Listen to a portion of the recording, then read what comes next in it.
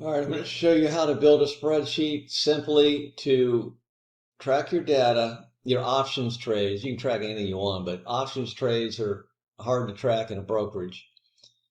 And don't use Claude, don't use Gemini. I spent hours and days, and every time they would do something, something else would break, and nothing ever worked.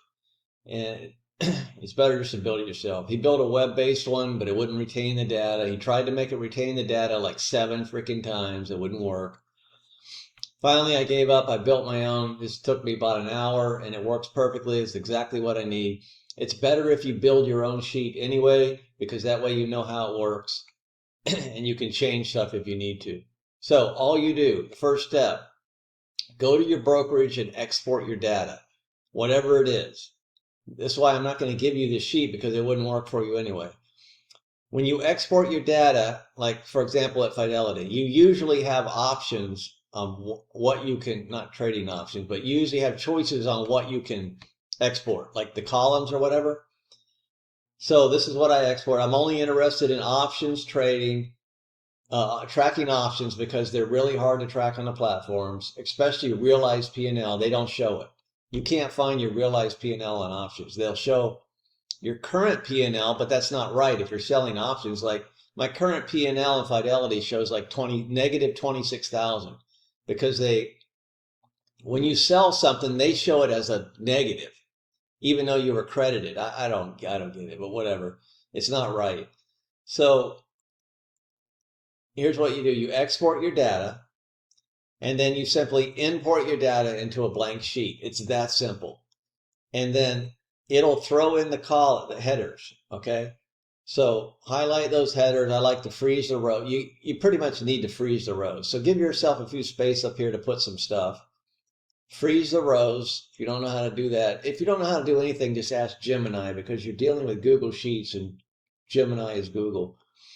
I think it's view, freeze, and so you freeze those rows. So that way if you ever use any of these kind of sorts up here, it won't sort this stuff up here. This stuff will stay here no matter what you sort. All right, so you got your data exported, right? Here's the problem you're going to run into. I'll show you how to sort it in 1 second. They don't give you a ticker. They give you this mess here, which is like a job number or an item number. Your ticker's in here, but it's in a bunch of junk. So you couldn't sort by it because it's in a bunch of junk.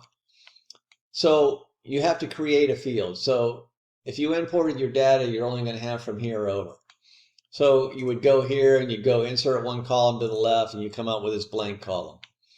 Then what you do is you ask Gemini, whatever your data has, you go, how do I get just the ticker symbol or just the letters, the first letters out of this data and paste in the data and it'll tell you how to do it. So in other words, I ask it, I think I got mine out of here. I said, how do I get the data out of just the letters out of the parentheses in here? And it gave me this formula right here. I paste it in over here. Obviously you got, like, it'll give it to you, say, in A1, but yeah, it'll usually give it to you, say, in A1, column A1, but you're not using that. In other words, I'm getting the data out of G5, okay? So that's why I put that in there. So you got to make one simple change. Paste it over here, make sure it works. If it works, just grab this, pull it down, and it'll populate all the other cells. And then you're done. Now, here's the trick. This is the trick to the whole sheet. Let me show you this before I go. Okay, there's two tricks. So when you want to total up, it's not totaling this row, it's totaling, what is it totaling? R5. It's totaling the amount over here. So what you want to use is subtotal. That was another trick I found out.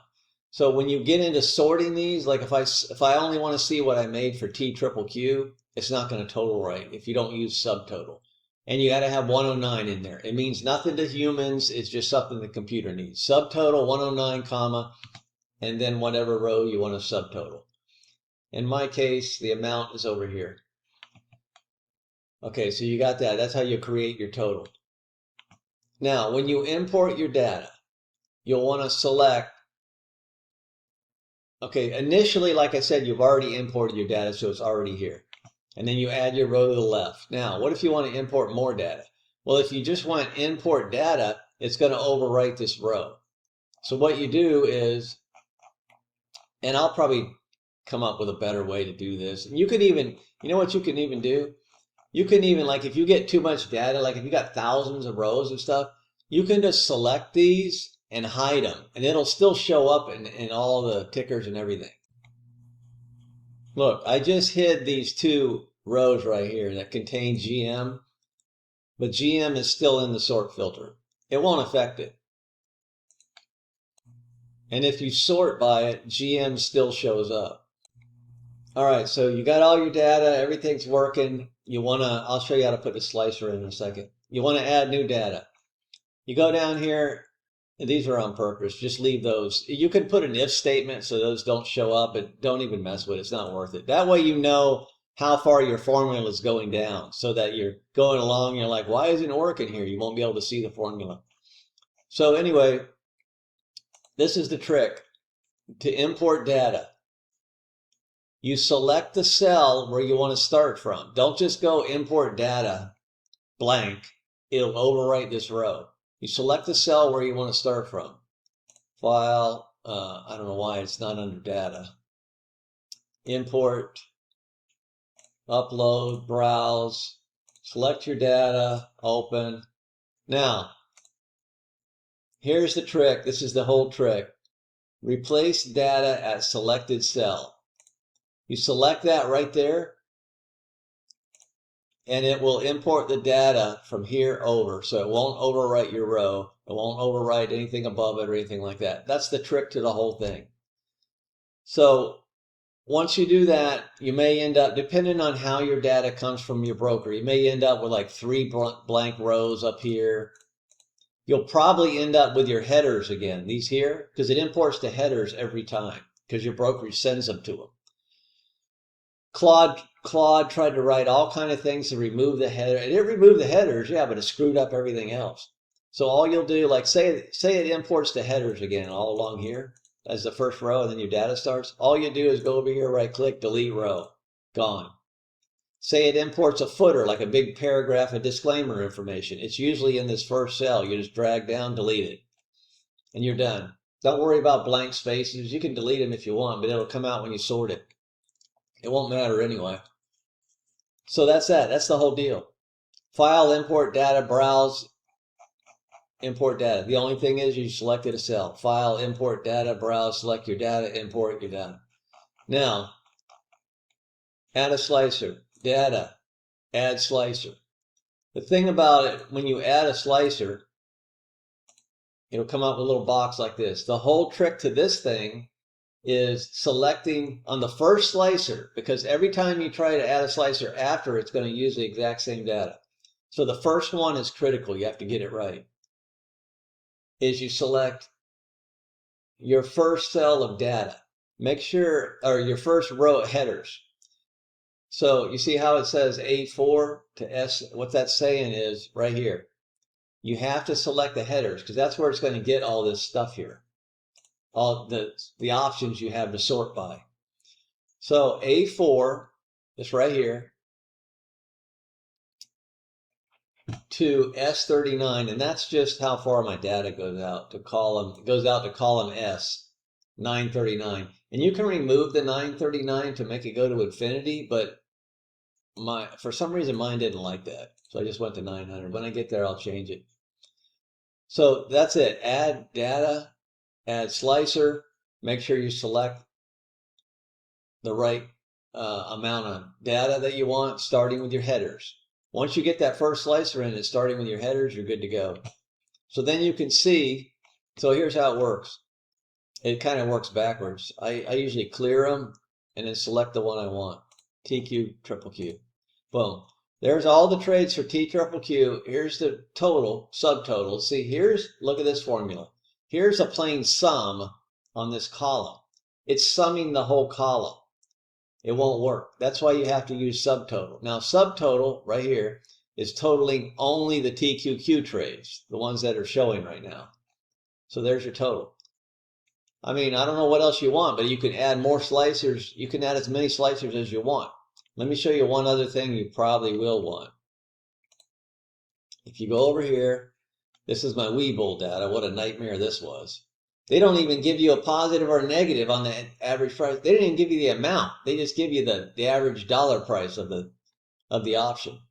Look, if it's a sell, if it's a buy, this should be negative. They didn't even put negative in there. I had to put it in myself. And once again, I asked Gemini. I know how to write if statements, but you can ask Gemini. So if all this says is if D7 is sell, make I7 negative, and you had to put it somewhere else. So anyway, that's what I did. And the same with the date. They gave you the date, but it was combined with a bunch of time. So if you wanted to sort by date, it wouldn't work. You're going to get all these are all going to be sort options.